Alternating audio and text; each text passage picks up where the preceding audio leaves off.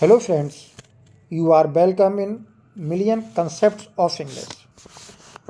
हम D S S S B के लिए तैयारी कर रहे हैं और इसमें जो टॉपिक है जॉन कीट्स के वर्क के बारे में आज पढ़ेंगे और ये आपका सेकंड वीडियो है।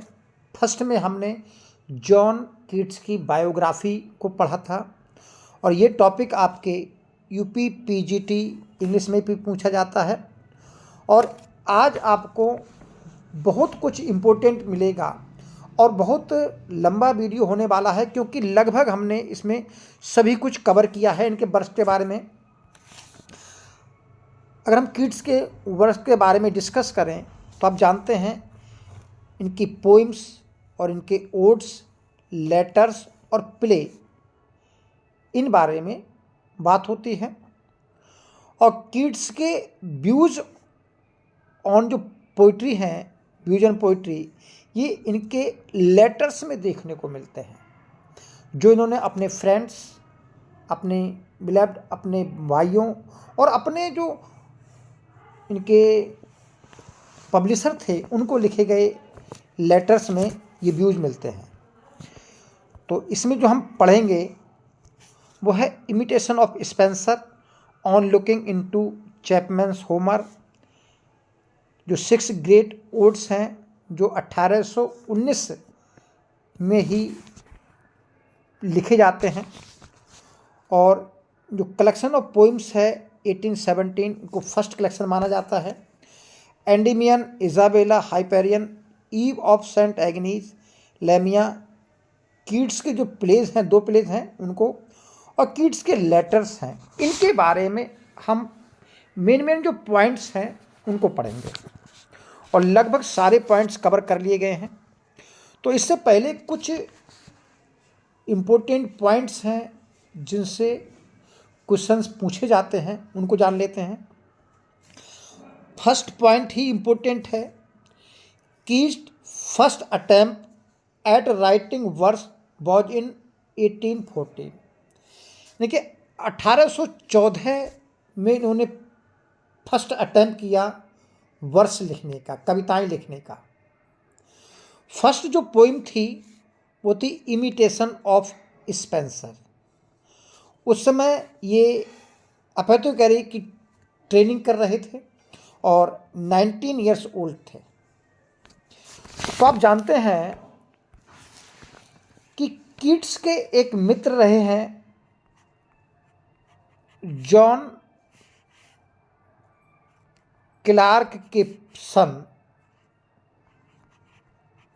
Charles कॉडन Clark. देखिए जॉन क्लार्क के स्कूल में ये बचपन में पढ़ते हैं, वहीं जॉन क्लार्क के पुत्र होते हैं चार्ल्स कॉडन क्लार्क। तो ये चार्ल्स कॉडन क्लार्क जॉन कीट्स के फ्रेंड और मेंटर रहे होते हैं। चार्ल्स जो क्लार्क हैं वो कीट्स को रेनेसां लिटरेचर से इंट्रोड्यूस कराते हैं, जिसमें आपके स्पेंसर, टैसो, चैपमैन, आपके विलियम शेक्सपियर, इनसे इनको इंट्रोड्यूस कराते हैं। तो उसी से प्रभावित होकर के इमिटेशन ऑफ स्पेंसर लिखते हैं। इनकी इमिटेशन ऑफ स्पेंसर, स्पेंसर की इन्होंने फेरी क्वीन पोइम को पढ़ी थी और उसी के स्टाइल में इमिटेशन ऑफ स्पेंसर लिखी। तो ये पहला पॉइंट बहुत इंपॉर्टेंट हो गया। सेकंड पॉइंट भी इंपॉर्टेंट है। O solitude was Keats first published poem. ये बहुत इंपॉर्टेंट पॉइंट है और ये पोइम पब्लिश होती है मई 1816 में। इनके फ्रेंड हैं ली हंट और उनकी मैगजीन है द एग्जामिनर। तो द एग्जामिनर में इनकी सोनेट ओ सॉलिट्यूड 1816 में पब्लिश होता है, जो इनका फर्स्ट पब्लिश्ड वर्क है। रिटन पोइम तो जानते हैं आप, इमिटेशन ऑफ स्पेंसर। और ये भी बहुत इंपॉर्टेंट पॉइंट है। Keats abandoned his profession of apothecary in 1817 and early in the same year published his first volume of poems.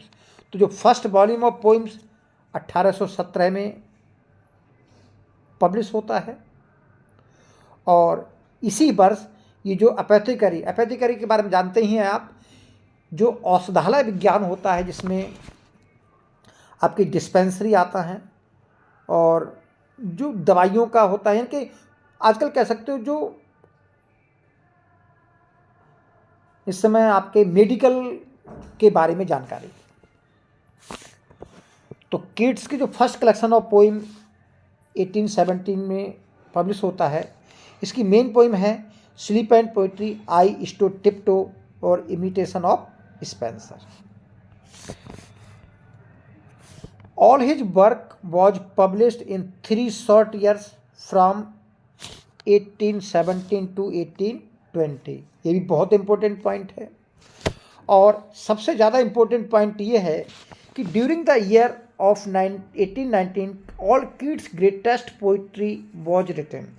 चाहे आप लैमिया कहें, एंडीमियन कहें, ये सारी पोइम्स जो हैं 1819 के लगभग लिखी जाती है। एंडीमियन तो थोड़ी पहले की लिखी है, लेकिन आपकी the ewe of Saint Agnes है, लैमिया, हाइपेरियन है, ये सारी पोइम 1819 में लिखी जाती है। और इवन तो इनके ग्रेट 6 ग्रेट ओड्स हैं वो भी 1819 में। तो सबसे प्रॉस्परस जो ईयर माना जाता है इनकी पोइट्री का, वो आपका 1819 माना जाता है। For inspiration John Keats took refuge to Middle Ages and ancient Hellenic times. ये भी बहुत इंपॉर्टेंट पॉइंट है।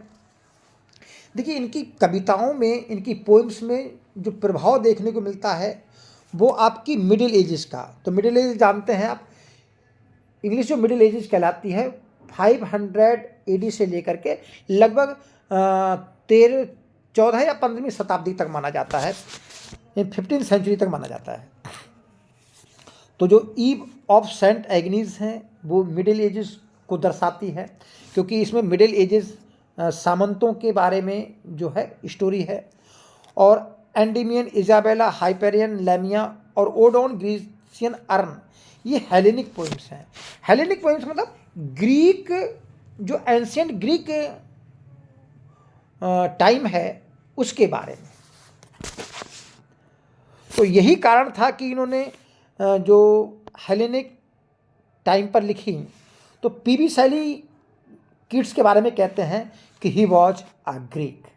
यही कारण है, क्योंकि हेलेनिक देखने को मिलता है एंडीमियन, इजाबेला, हाइपेरियन में, तो इसलिए इनको पीबी शैली ने कहा ही वॉज अ ग्रीक। अब हम इमिटेशन ऑफ स्पेंसर, जो इनकी फर्स्ट पोइम है, इसके बारे में बात करते हैं। एज यू नो कि इमिटेशन ऑफ स्पेंसर इन्होंने 19 ईयर्स की एज में 1814 में लिखी और इन्होंने ये पोएम, स्पेंसर की जो पोएम थी द फेरी क्वीन, को पढ़ने के बाद उससे इंस्पायर होकर के लिखी। तो ये imitation of Spenser Faerie Queene की स्टाइल में और उसी स्टेंजा फॉर्म में, यानी कि स्पेंसरियन स्टेंजा में ये पोइम लिखी गई है। और आप जानते हैं कि स्पेंसरियन स्टेंजा में 8 आयमिक पेंटामीटर लाइन होती हैं, यानी कि 10 सिलेबल, और जो 9th लाइन होती है वो आपकी अलेक्जेंड्रिन होती है, यानी कि हेक्सामीटर में होती है। और इम्पोर्टेंट पॉइंट है कि Charles Brown noted it was the Faerie Queene that awakened his genius. कहते हैं कि इस किड्स की जीनियस को अवेकेंड करने में जो मेन हाथ है वो स्पेंसर की फेरी क्वीन का है। कौन कहते हैं? Charles brown. अब हम on looking into Chapman's Homer. तो आप जानते हैं कि चैपमैन जो है आपके रेनेसां पीरियड के, यानी कि इंग्लिश रेनेसां पीरियड के पोइट हैं, ट्रांसलेटर हैं। तो उन्होंने ओडिसी और इलियड को जब ट्रांसलेट किया तो उस ट्रांसलेशन को जॉन कीट्स ने पढ़ा था। तो उस ट्रांसलेशन से इंस्पायर होकर के उन्होंने ये सोनेट लिखा, on looking into Chapman's Homer. तो Keats read the Iliad and Odyssey of Homer translated by Chapman, then he composed his famous sonnet on first looking into Chapman's Homer in 1816, यानी 1816 में ये लिखा गया। तो ये इनकी ट्रू कमेंसमेंट मानी जाती है और पोइट्री की। इसमें इस सोनेट में इनका एज ए पोइट के तौर पर प्रभाव देखने को मिलता है। तो जॉर्ज चैपमैन कौन है? जॉर्ज चैपमैन जो है आपके एलिजाबेथन ड्रामेटिस्ट हैं, ट्रांसलेटर हैं और पोइट हैं, और he is best remembered for his translation of Homer's Iliad and Odyssey. अब बात करते हैं इनके 6 ग्रेट ओड्स की, जो आपके 1819 में लिखे गए। तो देखिए ये जो ईयर है 1819, इस ईयर में इनके मेजर वर्क्स लिखे गए, और आपके 6 ग्रेट ओड्स हैं वो भी इसी ईयर में लिखे गए 1819 में। कौन कौन से हैं?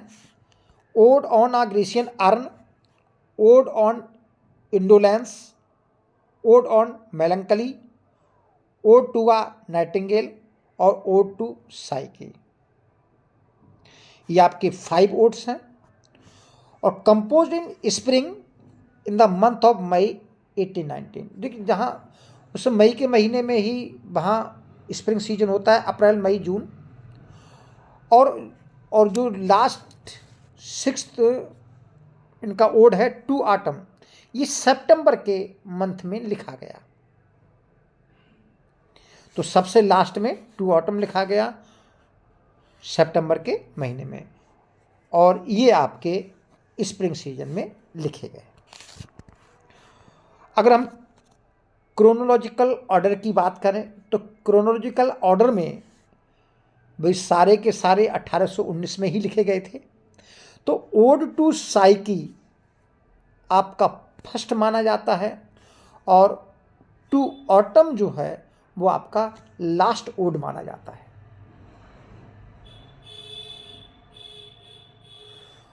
तो आप जानते हैं कि इसी दौरान ये बीमार पड़ते हैं। तो his poetry was composed under the stain of illness and his growing love for brown. देखिए फैनी ब्राउन इनकी बिलव्ड हैं, तो इनकी बीमारी और इनकी जो प्रेमिका के प्रति जो प्रेम है वो दोनों ही इनके ओड्स में देखने को मिलते हैं। All odes are irregular Pindaric odes but to Autumn is a Horatian ode. देखिए पिंडारिक ओड में स्टॉपी, एंटी स्टॉपी और एपोड होते हैं, 3 पार्ट में बटा होता है। तो ये आपके इर्रेगुलर पिंडारिक ओड है, जिस प्रकार का आपका विलियम वर्ड्सवर्थ का ओड है इमोर्टलिटी ओड, और ऑटम जो है वो हॉरेशियन ओड है। इसमें जो है इर्रेगुलर स्टैंजास होते हैं, और इन ओड से जो फेमस लाइन पूछी जाती हैं वो देख लेते हैं। ओड ऑन ग्रीसियन अर्न, इसकी जो लाइन है, heard melodies are sweet but those unheard are sweeter. ये बहुत फेमस लाइन है, और इसकी जो सबसे ज़्यादा फेमस लाइन है वो है ब्यूटी इज ट्रूथ और truth is beauty, that is all you know on earth and all you need to know. बोले सुंदरता ही सत्य है और सत्य ही सुंदर है, यही सब कुछ है, और यही इस धरती पर जाना जाता है, और इसी को जानने की जरूरत है। ओड टू नाइटिंगेल में इनके भाई की डेथ हो जाती है, तो उसके बारे में भी कुछ इमोशंस देखने को मिलती हैं। और आप जानते हैं कि जॉन कीट्स जो है आपके सेंसुअस पोइट हैं, जिनको सेंस के द्वारा समझा जाता है। इनकी कविताओं में सेंस देखने को मिलता है, जैसे touch sense, feeling etcetera. The weariness, the fever, the fret, here where man sit and hear each others groan. ये बहुत फेमस लाइन है ओड टू अ नाइटिंगेल की। थकावट, बुखार, फ्रैट यानी कि झल्लाहट। Here where man sit hear each other groan, कहीं भी जहाँ मनुष्य आसपास बैठता है तो उसे जो है एक दूसरे की कराहटें ही सुनने को मिलती हैं। Where but to think is to full of sorrow and the leaden eye despair, where beauty can not keep her lustrous eyes or new love pine at them beyond tomorrow. बोले जहाँ कहीं भी हम सोचें तो हमको सारी दुनिया जो है दुख भरी मिलती है, हर जगह दुख ही है। And led in I despair, और इन पत्थर आंखों में जो है निराशा ही मिलती है। बोले ये वो समय है कि जहां सुंदरता अपनी जो आकर्षण है, जो आंखों में लश्कर है, वो देखने को नहीं मिलता, खोती जा रही है। और प्यार जो है हर दिन बदलता रहता है। तो ये तो पॉइंट पढ़ चुके हैं। The year 1819 was extremely rich year of creativity for kids. He composed the ewe of Saint Agnes, la belle dame, sans merci and 6 great odes उन्होंने इसी दौरान लिखे थे। हाइपेरियन भी इसी समय की है। अब बात करते हैं एंडीमियन की। देखिए एंडीमियन पब्लिश होती है 1818 में, और टेलर एंड हेसी जो है इनके पब्लिशर हैं। इंपॉर्टेंट पॉइंट है, John Keats dedicated this poem to late poet Thomas Chatterton. तो आप जानते हैं कि थॉमस चैटरटन जो है प्री रोमांटिक पीरियड के पोइट हैं, इनसे पहले के पोइट थे। और ये जो है 17 ईयर्स के थे तभी ये सुसाइड कर लेते हैं। तो इन्होंने अपनी पोइम जो है एंडीमियन थॉमस चैटरटन को क्या किया है, डेडिकेट की है। और थॉमस चैटरटन से ना केवल कीट्स बल्कि शैली, वर्ड्सवर्थ, कॉलरिज भी प्रभावित थे। और आपको बताएं कि अगर आपने पढ़ा हो तो विलियम वर्ड्सवर्थ की पोइम है लीच गैदरर, उसमें थॉमस चैटरटन का वर्ड्सवर्थ ने जिक्र किया है उसमें। और एंडीमियन जो शुरू होती है, a thing of beauty is a joy for ever, यानी सुंदरता की जो चीज़ है वो हमेशा आनंद देती है, लेकिन सुंदर चीज़ कभी भी निराश नहीं करती। The power of beauty is the central idea of the poem, यानी कि सुंदरता में शक्ति होती है, सुंदरता ही सत्य होता है। तो ये जो थीम है ये इस पोइम में देखने को मिलती है। और एंडीमियन एक लॉन्ग नैरेटिव पोइम है जो आपकी आयम्बिक पेंटामीटर के कपलेट्स में लिखी गई है, जिसको हम हीरो कपलेट बोलते हैं। तो ये भी इम्पोर्टेंट पॉइंट हो सकता है कि एंडीमियन जो है हीरो कपलेट में लिखी गई है और ग्रीक मैथोलॉजी पर बेस्ड है।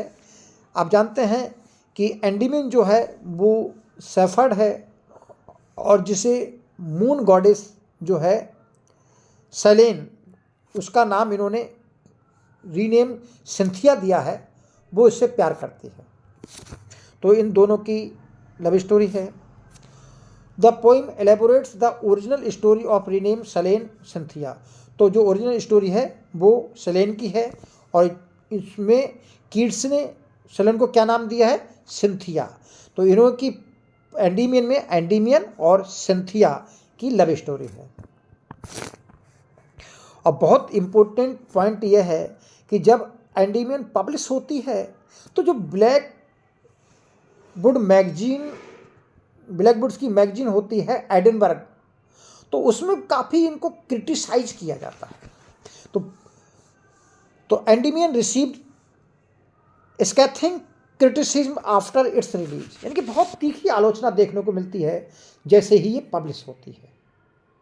यहाँ तक कि कीट्स जो है वापस लौटने की सोचते हैं अपोथेकेरी के कैरियर में, लेकिन इनके फ्रेंड्स हैं, ली हंट हैं या शैली शैली नहीं रहे थे कवि मित्र, ली हंट हैं और आपके बैरन हैं, इनको समझाते हैं तब कहीं जाकर के ये लिखते हैं। तो in the late summer 1818 was harshly reviewed by Blackwood's Edinburgh magazine. तो एडिनबर्ग मैगजीन में, जो कि ब्लैकवुड इसके एडिटर रहे होते हैं, इनकी मैगजीन होती है, तो उसमें जो लेख छपता है और उस लेख को लिखते हैं जॉन गिब्सन लॉकहार्ट। तो ये इनका लेख होता है, जॉन गिब्सन लॉकहार्ट का लेख होता है। Sindley referred to John Keats as Johnny and Mr. John and attacked Keats' education, his middle classes upbringing, and even his former career as a licensed apothecary। तो इसमें वो मौकरी भी करते हैं, यानी कि सिंडली लिखते हैं, मतलब इनको व्यंग्यात्मक तौर से लिखते हैं। और इस लेख में वो इनको मिस्टर जॉन, जॉनी कहकर पुकारते हैं। और इसमें उनके जन्म के बारे में, कि उनकी एजुकेशन के बारे में, उनके लो बर्थ के बारे में, और उनके कैरियर, जो आपका अपोथेकरी का कैरियर था, उसके बारे में काफ़ी व्यंग करते हैं। तो देखिए इस व्यंग में जो कुछ लाइनें हैं वो यहाँ पर जो है क्रिटिसाइज की गई हैं। क्या लिखते हैं? It is better and wiser thing to be a star apothecary than a star poet. So back to the shop, Mr. John, back to plaster pills and ointment boxes। ये लिखते हैं। क्या अर्थ है इसका? इससे पहले की बता रहा हूँ, बोले हम एक छोटी भविष्यवाणी करना चाहते हैं, उसका साहस करना चाहते हैं कि कोई भी विक्रेता जिसने कीट्स की पोइम को एक बार छाप दिया और एक बार बेच दिया, दोबारा भी कम से कम 50 रुपये में, यानी कि 50 छोटे वहाँ मुद्रा की जो मात्रा है उसमें भी खरीदना या बेचना पसंद नहीं करेगा। तो कहते हैं it is better to wiser thing. बोले सबसे बुद्धिमानी भरी बात तो ये है कि एक भूखे मरते हुए कवि की अपेक्षा भूखे मरते हुए जो अपोथेकरी का व्यवसाय है वो ज़्यादा अच्छा है। बोले मिस्टर कीट्स, मिस्टर जॉन, जाओ वापस प्लास्टर करो, गोलियां दो और मलहम बेचो और वही काम करो। तो ये इनको काफ़ी क्रिटिसाइज किया गया। बोले you are not able to be a poet, यही कहना चाह रहा है ना। बोला पोइट बनने के लायक नहीं हो, बोले जाओ अपना वही पुराना धंधा अपनाओ। और कीट्स को क्रिटिसाइज किया था जॉन गिब्सन लॉकहार्ट ने। उन्होंने अटैक किया था कि उनकी फ्रेंड की चॉइस पर भी अटैक किया था। बोले कीट्स के जो फ्रेंड हैं वो भी अच्छे नहीं हैं, उस कारण भी क्रिटिसाइज किया गया था। हालांकि बहुत मेन टारगेट जो था क्रिटिसिज्म का वो ली हंट था, और जॉन कीट्स और विलियम हैजलिट ये इनके मित्र थे, इनको क्रिटिसाइज किया गया था। आपने क्यों? और दूसरे आप जानते हैं कि 1816 में वो सॉलिट्यूड इनकी पोइम छपती है, सोनेट छपता है।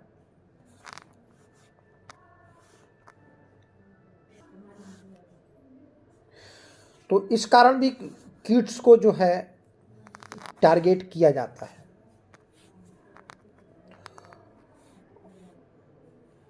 ये तो पढ़ ही चुके हैं।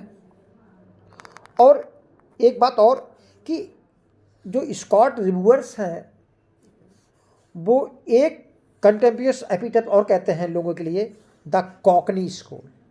इनकी एक टर्म और दी जाती है लोगों के लिए, यानी कि काफ़ी क्रिटिसाइज किया जाता है। और इनके फ्रेंड सर्किल को जो है हैजलिट हैं, तो इनको कीट्स को कॉकनी स्कूल के नाम से इस ग्रुप को कहा जाता है।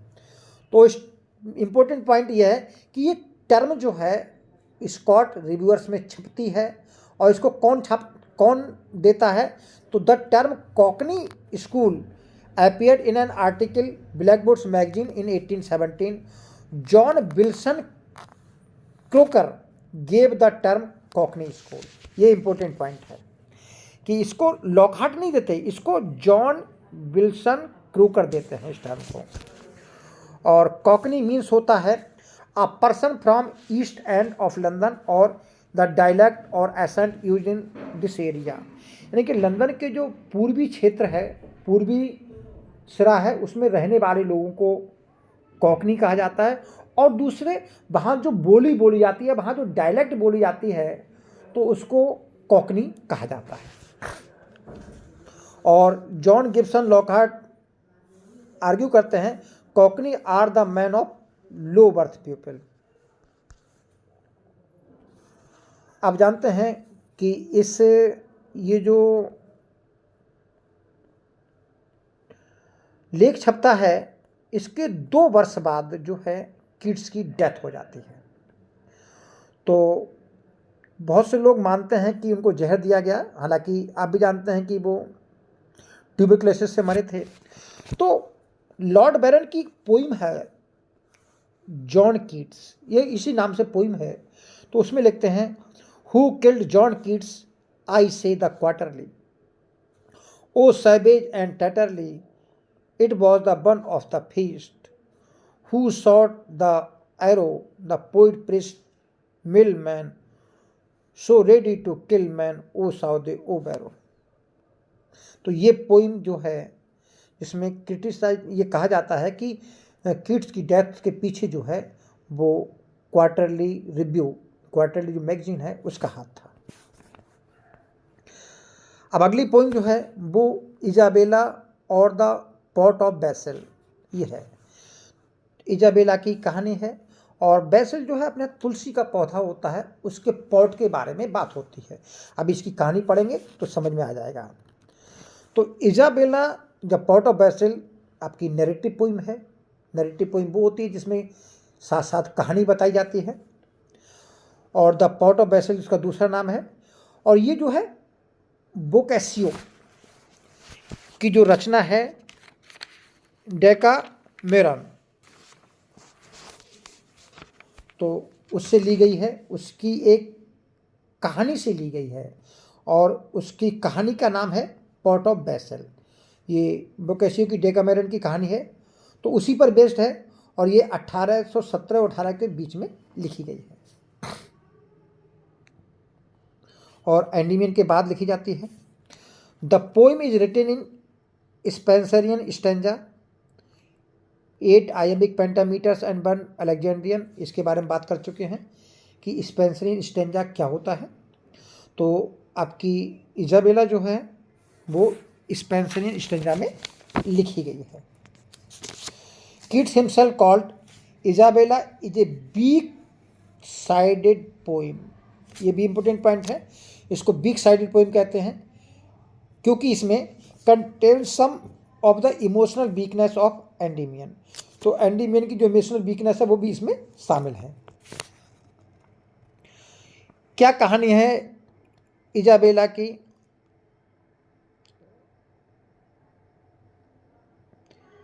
देखिए,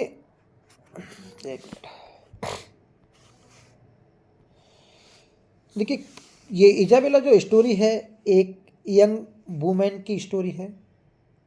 तो उसके फैमिली वाले उसकी शादी जो है, उसका जो मैरिज है, वो high noble and his olive trees उनसे करना चाहते हैं, देखिए उच्च घरानों में करना चाहते हैं। लेकिन इजाबेला जो है वो अपने ब्रदर्स का जो एक एम्प्लॉय है लोरेंजो, उससे प्यार करती है।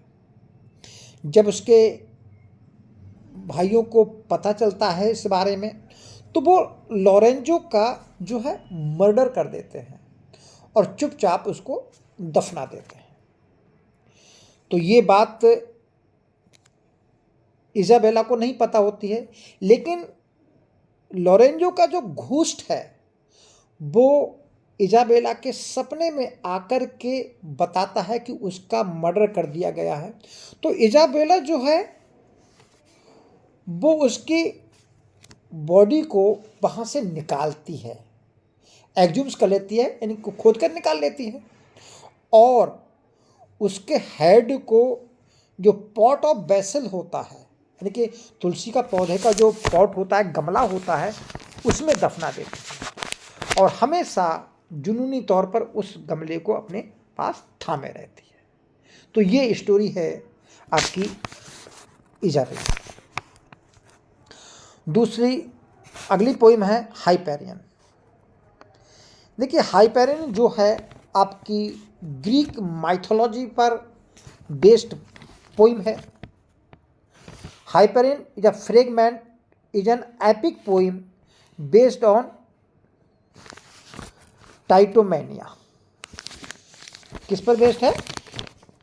टाइटैनोमेनिया पर बेस्ड है। It tells the despair of Titans after their fall to the Olympians. और ये जो टाइटन्स होते हैं उनकी निराशा को दर्शाती है जब उनको ओलंपियंस द्वारा जो है डिफीट कर दिया जाता है और टाइटन्स का जो है वो फाल हो जाता है। देखिए ये कुछ करैक्टर्स हैं, इनके द्वारा हम समझने की कोशिश करते हैं इसकी स्टोरी को। देखिए ग्रीक माइथोलॉजी में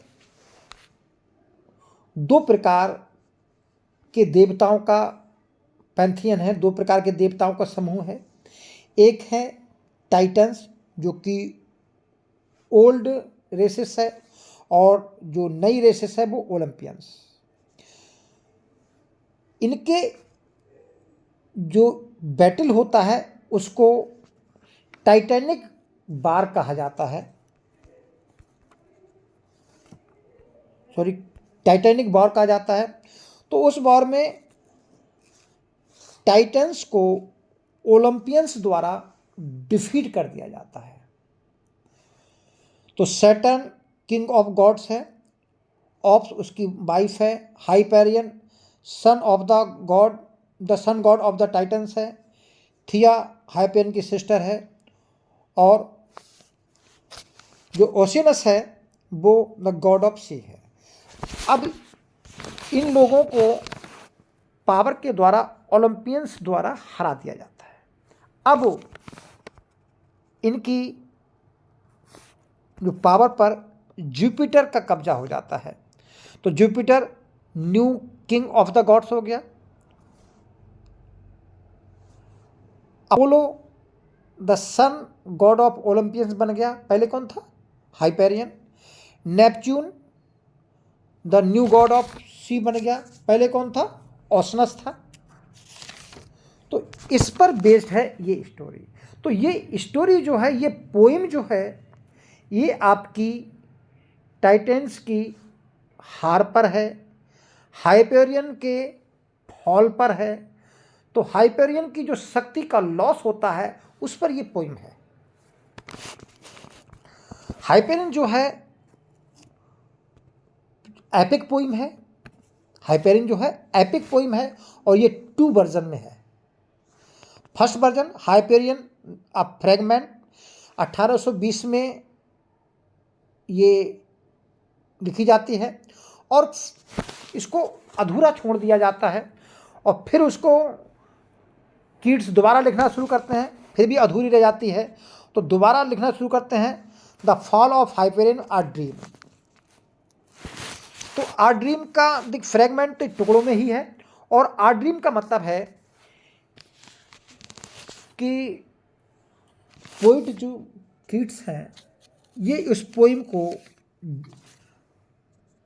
जो है नरेट करते हैं, पोइम को नरेट करते हैं।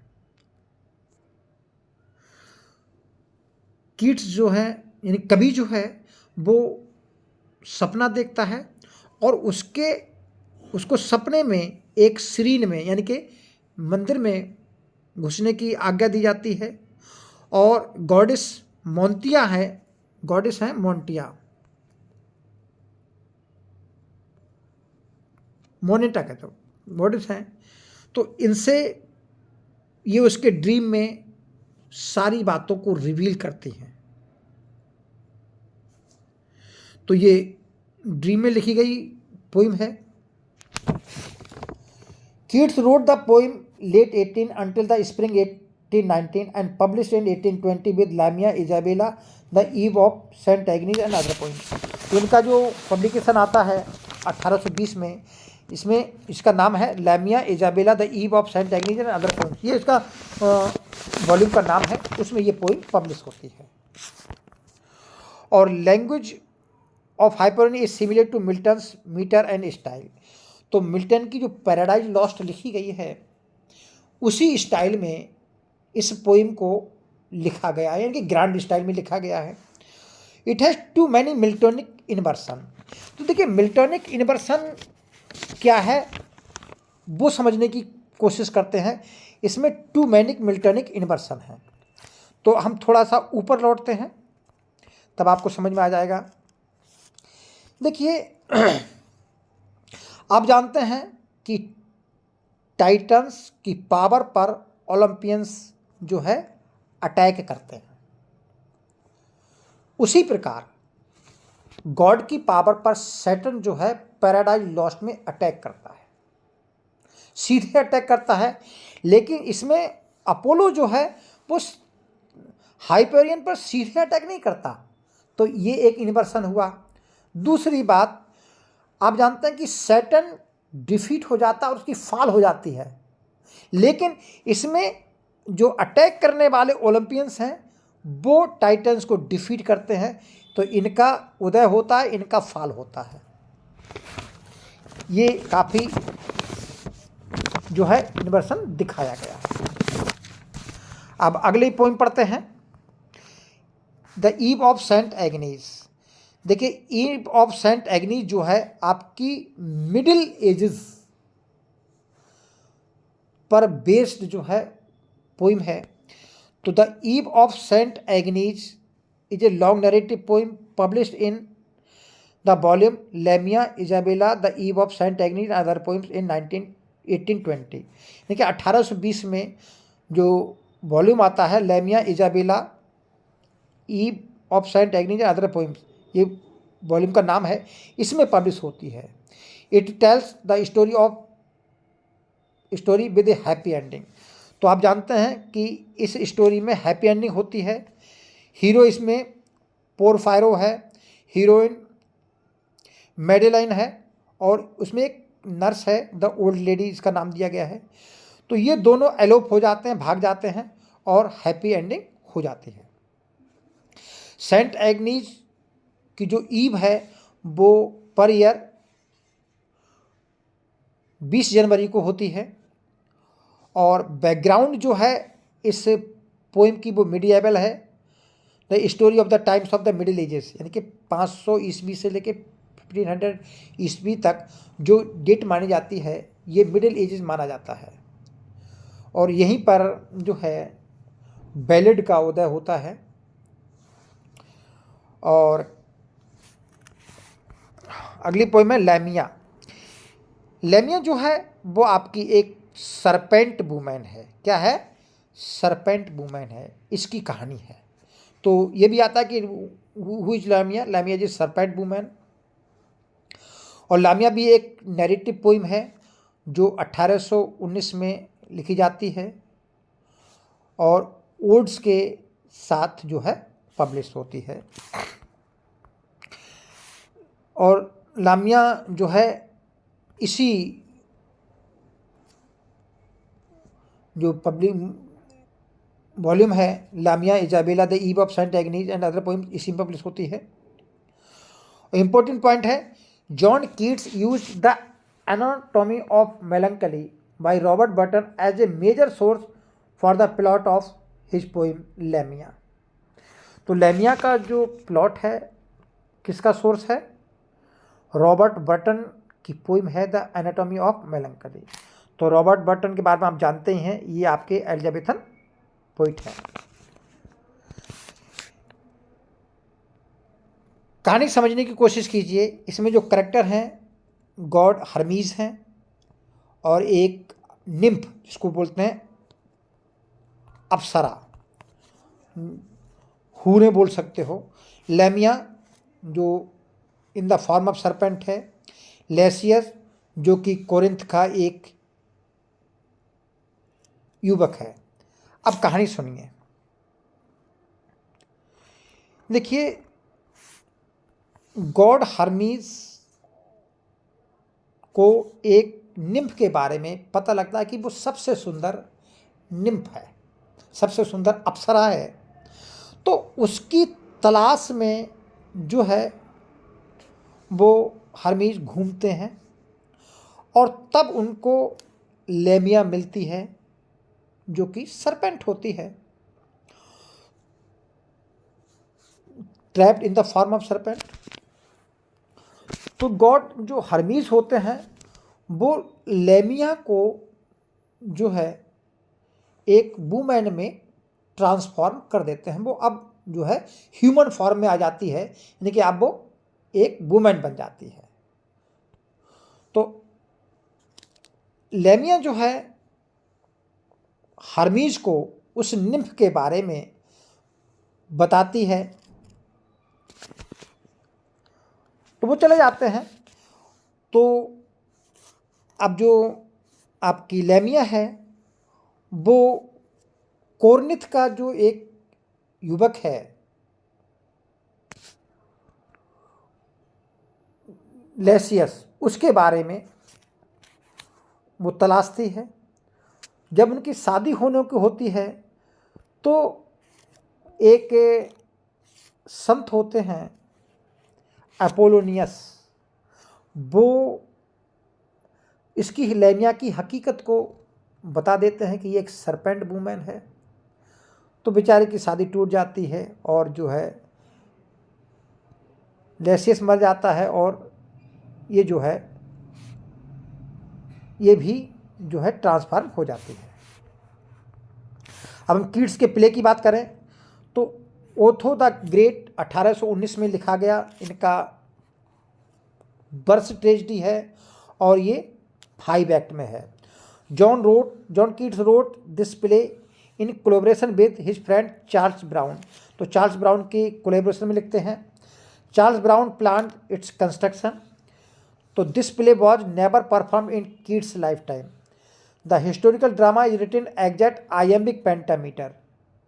जिस प्रकार विलियम शेक्सपियर की जो प्लेज हैं आयम्बिक पेंटामीटर में, उसी में ये लिखा गया है। The verse that appears frequently in plays of William Shakespeare.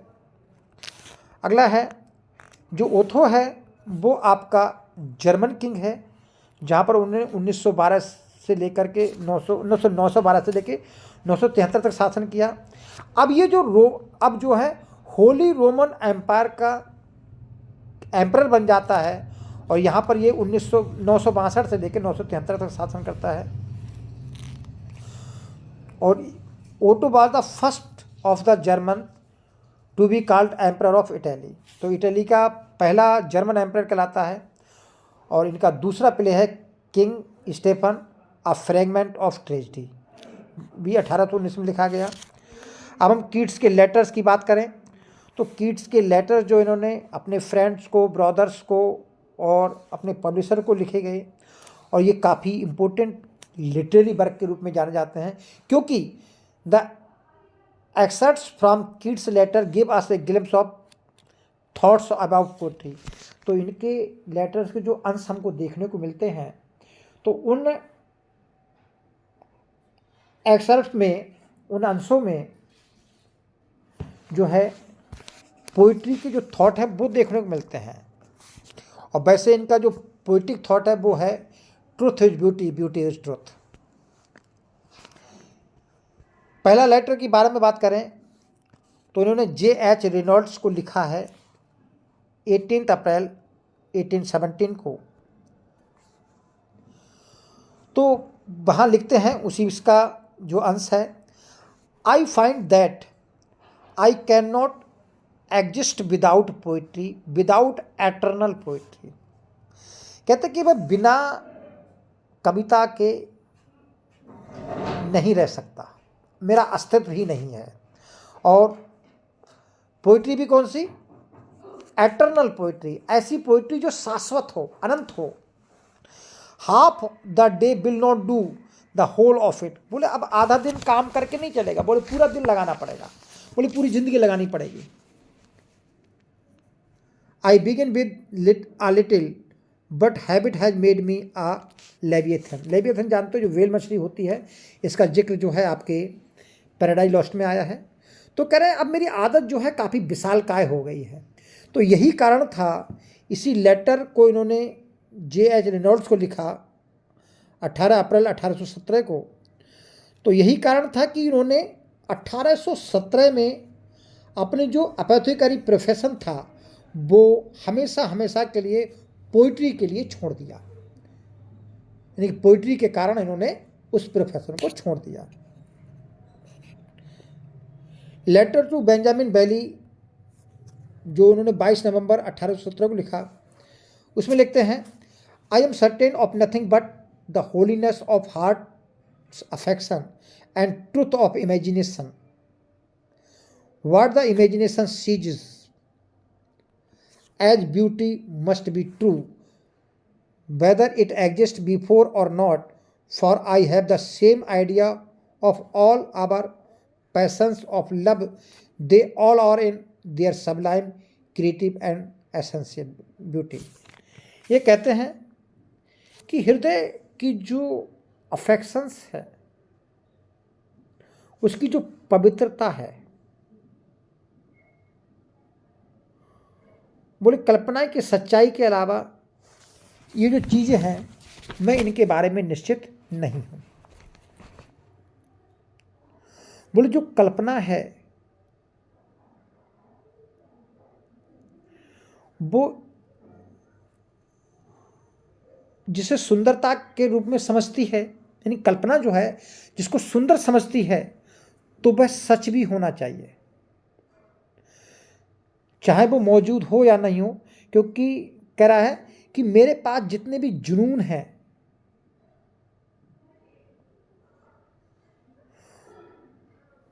Love they are all, चाहे मेरे प्रति उनका प्रेम जो भी रहा हो, प्यार के बारे में जो कुछ बातें रही हो, वो सबलाइम है, क्रिएटिव है और एसेंशियल है। इसी में लिखते हैं, O for a life of sensation rather than of thought. बोले विचारों की बजाय संवेदनाओं के जीवन के लिए कविता होनी चाहिए। और अपने भाई जॉर्ज और टॉम कीट्स को 27 दिसंबर 1817 को लिखते हैं, ऑन नेगेटिव कैपेबिलिटी पर है, इसको समझने की कोशिश करेंगे क्या है।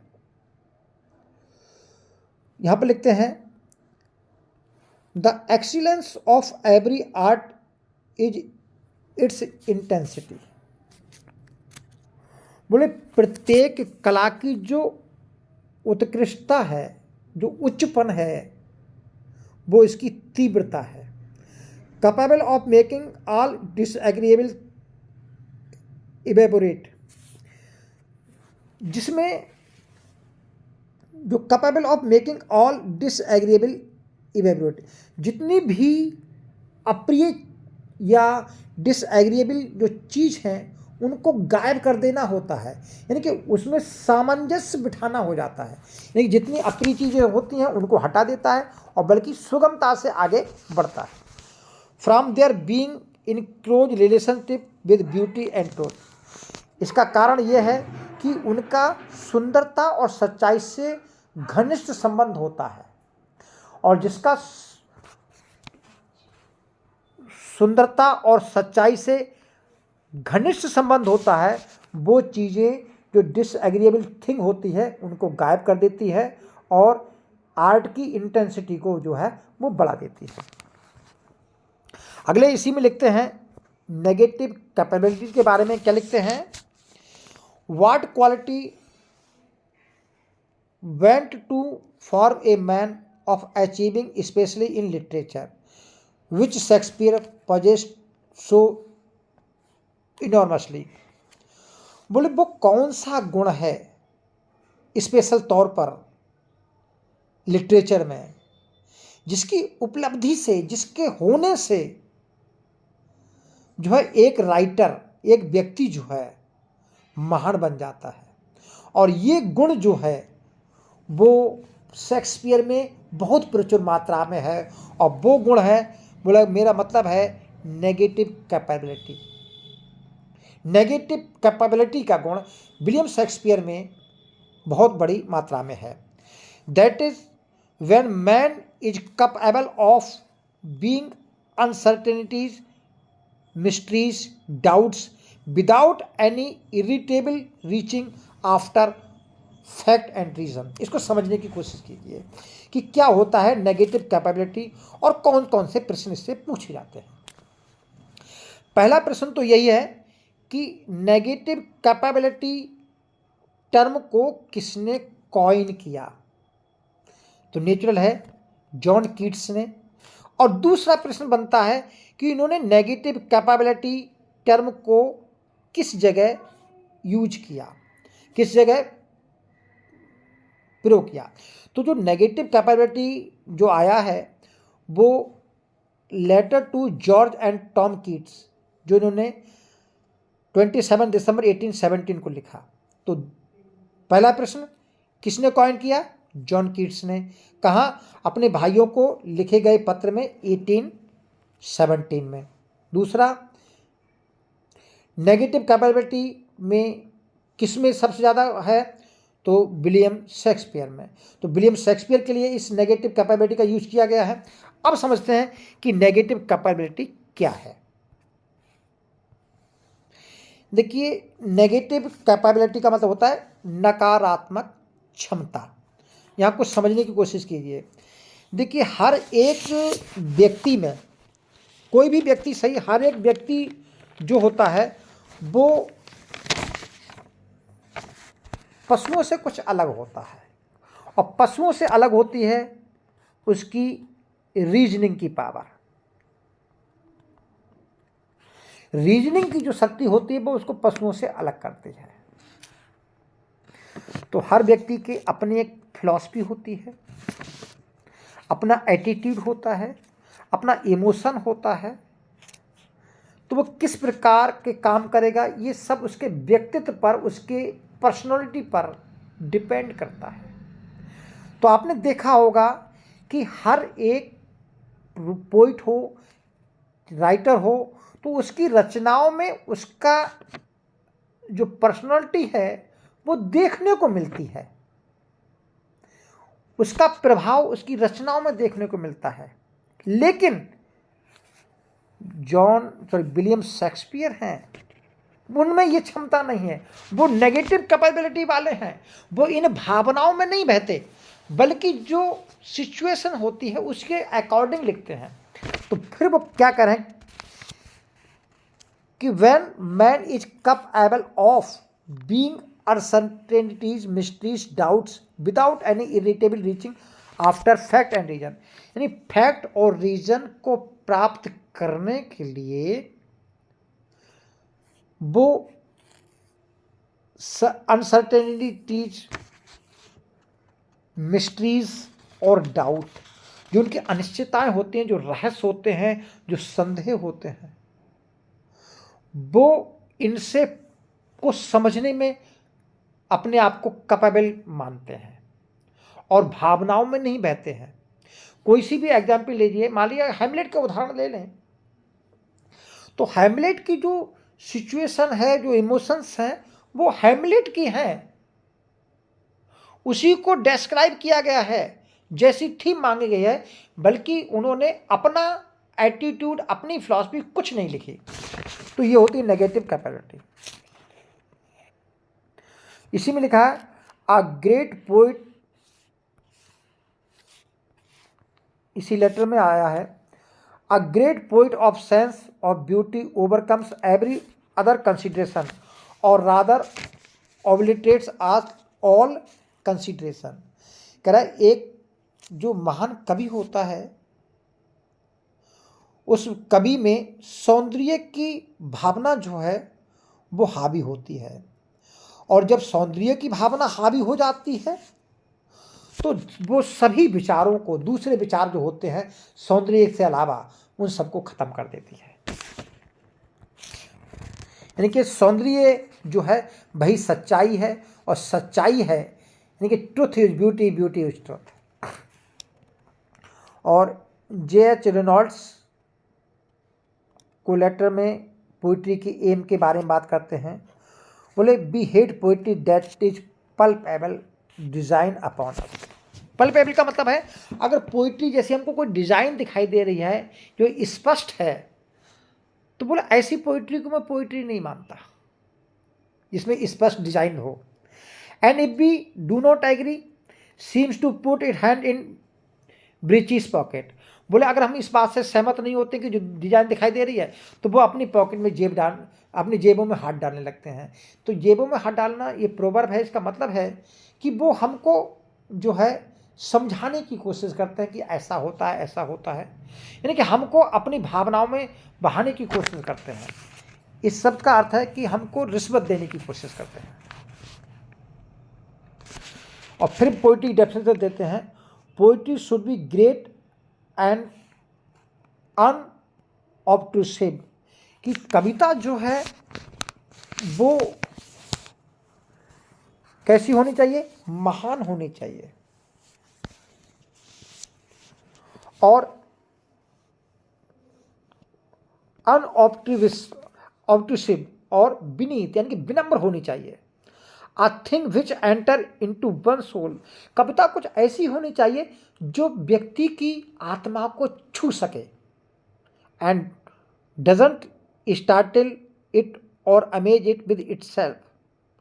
बोले कविता का जो स्ट्रक्चर है, बोले उससे प्रभावित ना हो व्यक्ति, जो उसको सुना उससे प्रभावित ना हो, बट विद इट्स सब्जेक्ट, लेकिन उसके जो अंदर है, जो इसका विषय है, उससे व्यक्ति चौंकना चाहिए, ना कि उसकी बनावट से। अब यहां पर है we hate poetry that has a palpable design upon us is said in relation to. तो ये जो बात की गई है किसके रिलेशन में की गई है, तो ये बात विलियम वर्ड्सवर्थ के रिलेशन में की गई है। और J.H. रेनॉल्ड्स को लेटर जो कि 3 मई 1818 का है, तो उसमें एक लाइन आई है, I compare human life to a large mansion of many apartment. बोले एक बहुत बड़ी बिल्डिंग से करते हैं, कंपेयर कर रहे हैं, जिसमें बहुत सारे अपार्टमेंट हैं। Two of which I can describe, बोले जिनमें 2 का मैं वर्णन कर सकता हूँ। The doors of rest being as yet shut upon me, और जिसके शेष दरवाजे जो है मेरे लिए बंद है। जॉन टेलर को 27 फरवरी 1818 में लिखा गया लेटर है, और ये जो है एंडी मैन के पब्लिशर हैं। The first one is that poetry should not surprise the reader by its strangeness, but it should strike reader as a burden of his own high thought and appear almost a remembrance। बोले poetry व्यक्ति को जो उसको पढ़ रहा है इसके विचित्रपन से प्रभावित ना करे, बल्कि इस बात से प्रभावित करे कि उसके शब्दों में क्या है, उसके अंदर जो उसका रहस्य है वो क्या है। उसमें खुद के उच्च विचार होने चाहिए, और ऐसा होना चाहिए कि ताकि वो हमेशा हमेशा के लिए याद रहे। तो उम्मीद कर रहे हैं ये सेशन आपको पसंद आया होगा। अगर आप नए हैं तो सब्सक्राइब कर लें। Thank you, all the best.